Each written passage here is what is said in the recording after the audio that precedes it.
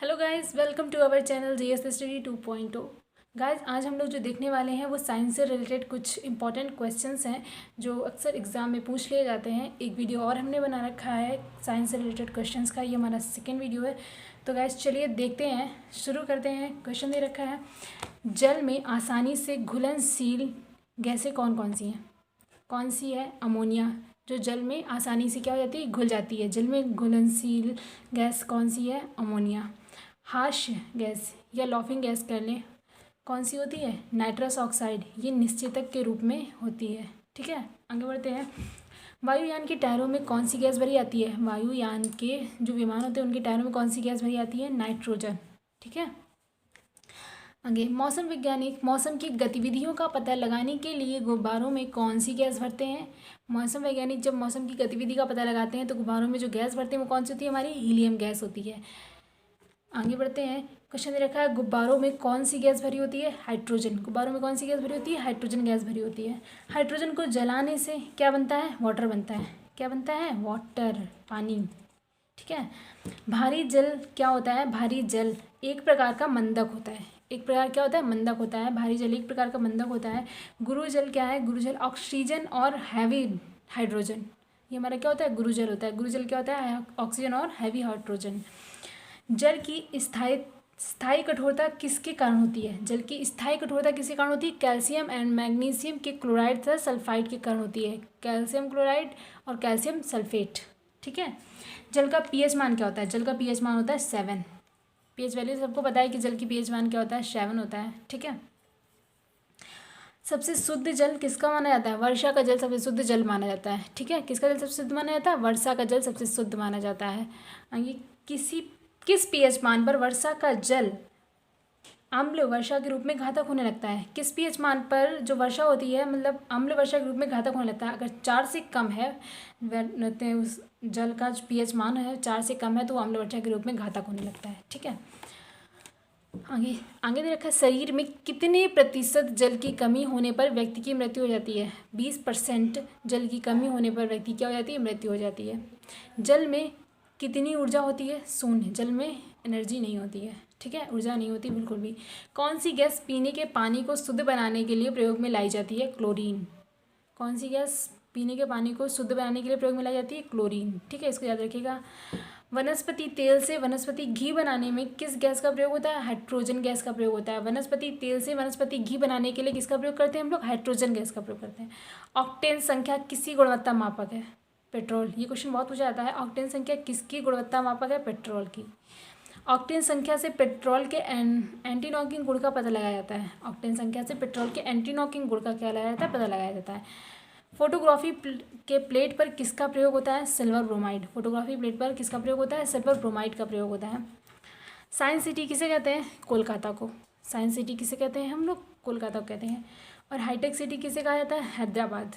Hi tech city किसे कहते हैं? हैदराबाद को। और केंद्रीय औषधि अनुसंधान कहाँ पर है? लखनऊ में। केंद्रीय औषधि अनुसंधान कहाँ पर होगा? लखनऊ में है। ध्वनि तरंगे। ध्वनि तरंगे अनुदैर्ध्य यांत्रिक तरंगें होती हैं। अध्ययन के आधार पर इन्हें 3 भागों में बांटा गया है। पहला, अश्रव तरंगे। अश्रव तरंगे वे तरंगे होती हैं जिनकी आवृत्ति 20 हर्ट्ज से कम होती है, जिन्हें हमारे कान सुन नहीं सकते। ठीक है, जिन्हें हमारे कान क्या कर सकते हैं? सुन नहीं सकते। आगे, श्रव्य तरंगे जिनकी आवृत्ति 20 हर्ट्ज से 20,000 हर्ट्ज तक होती है। 20 हर्ट्ज से कितनी होती है? 20,000 हर्ट्ज तक होती है। इन्हें हमारे कान स्पष्ट रूप से सुन सकते हैं। पराश्रव्य तरंगे जिनकी आवृत्ति 20,000 हर्ट्ज से अधिक होती है उसे पराश्रव्य तरंगे कहते हैं। इन्हें भी हमारे कान सुन नहीं सकते, परंतु कुत्ता, बिल्ली, चमगादड़ इन्हें आसानी से सुन सकते हैं। ठीक है, आगे। पराश्रव्य तरंगों के उपयोग। समुद्र में छिपी वस्तु का पता लगाने के लिए हम लोग पराश्रव्य तरंगों का प्रयोग करते हैं। फॉर एग्जाम्पल के रूप में जैसे दे दिया सोनार। ठीक है, सोनार का प्रयोग समुद्र में छिपी वस्तु का पता लगाने में किया जाता है। ये यंत्र पराश्रव्य तरंगों को छोड़कर समुद्र की गहराई मतलब पराश्रव्य तरंगों को छोड़ता है ये यंत्र और समुद्र की गहराई में जाता है, और जो अगर कोई वस्तु होती है तो उससे टकराकर हमें संकेत देता है। इस तरह इसका यूज़ किया जाता है। किसका? सोनार का। संकेत को भेजने में इसका यूज़, पराश्रव्य तरंगों का यूज़ किस में होता है? संकेतों को भेजने में, कीमती कपड़ों में और घड़ियों के पुर्जों को साफ करने में, दूध के अंदर हानिकारक जीवाणुओं को नष्ट करने में, गठिया रोग के उपचार में, मस्तिष्क के ट्यूमर का पता लगाने में इसका प्रयोग किया जाता है। मस्तिष्क में ट्यूमर का पता लगाने में भी इसका हम लोग प्रयोग करते हैं। किसका? पराश्रव्य तरंग का। ठीक, आगे बढ़ते हैं। ध्वनि की चाल सबसे अधिक किसमें होती है? ध्वनि की चाल सबसे अधिक किसमें होती है? ठोस में होती है। ठीक है, किसमें? ठोस में होती है। इसके बाद ठोस के बाद द्रव में, फिर गैस में। ओके, ध्वनि की चाल निर्वात में शून्य होती है, ये तो सबको पता होगा। आगे बढ़ते हैं। प्रतिध्वनि या इको किसे कहते हैं? जब ध्वनि तरंगे दूर स्थित किसी पहाड़ से टकराकर परावर्तित होती हैं तो इसे प्रतिध्वनि कहते हैं। इसे क्या कहते हैं? प्रतिध्वनि कहते हैं। और प्रतिध्वनि सुनने के लिए श्रोता और परावर्तक के बीच की दूरी 17 मीटर 16.6 मीटर होनी चाहिए। कान पर ध्वनि का प्रभाव कितने सेकंड तक रहता है? 1/10 सेकंड तक रहता है। इससे क्वेश्चन भी पूछ दिया जाता है कि एक व्यक्ति को अपनी प्रतिध्वनि सुनने के लिए परावर्तक तल से कितनी दूरी पर खड़ा होना चाहिए? 17 मीटर, ब्रैकेट में 16.6 मीटर, 56 फीट। ठीक है, अगर फिर भी मापा जाए तो कितना होगा? 56 फीट होगा। कान पर ध्वनि का प्रभाव कितने समय तक रहता है? 1/10 सेकंड तक। अभी हम लोगों ने देखा था कितने सेकंड तक रहता है? 1/10 सेकंड तक।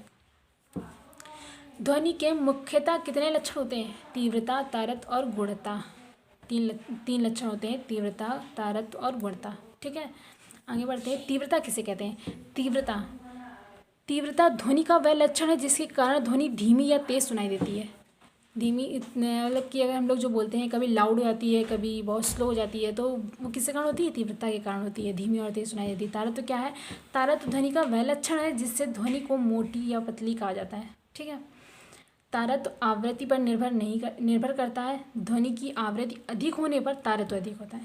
ध्वनि की आवृत्ति अधिक होने पर तारत्व भी क्या होगा? हमारा अधिक हो जाएगा। ओके, अधिक होता है एवं पतली हो जाती है। क्या? आवाज़ जो होगी वो पतली होगी। वहीं आवृत्ति कम होने पर तारत्व कम होने पर ध्वनि जो हमारी हो जाएगी, क्या हो जाएगी? मोटी हो जाएगी। ठीक है, मतलब तारत्व अगर कम होगा तो ध्वनि मोटी हो जाएगी, अगर तारत्व अधिक होगा ध्वनि क्या हो जाएगी? पतली हो जाएगी। ये चीज़ याद रखना। क्या होता है? प्रोपोर्शनल होता है एक तरह से। ठीक, गुणता ध्वनि का वह लक्षण जिसके कारण हमें सामान्य प्रबलता तथा सामान्य तारत्व की ध्वनियों में अंतर प्रतीत होता है, गुणता कहलाता है। ध्वनि का वह लक्षण जिसके कारण हमें सामान्य प्रबलता तथा सामान्य तारत्व की ध्वनियों में क्या मतलब अंतर दिखाई दे, वो हमारा क्या होगा? गुणता कहलाता है। ठीक है, आगे कितने डेसिमल ध्वनि प्रदूषण का कार्य करती है?